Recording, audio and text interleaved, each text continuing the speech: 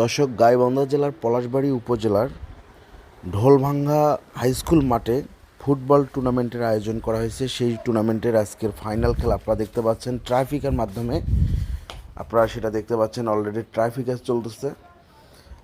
এখানে যদি আপনাদেরকে বলি, এই মুহূর্তে যে কিক নিচ্ছে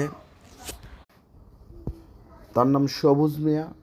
উনি কিন্তু গোয়ালপাড়া দলের কিন্তু প্লেয়ার, গোল দিয়ে ফেললো। আপনারা দেখতে পাচ্ছেন এই ফুটবল খেলাটি কিন্তু এখানে প্রায় কয়েক হাজার দর্শকের উপস্থিতিতে কিন্তু খেলা হয়েছে। এখানে প্রায় গরু দিয়ে খেলা, যারা প্রধান মানে যারা জিতবে তারা গরু পাবে এবং যারা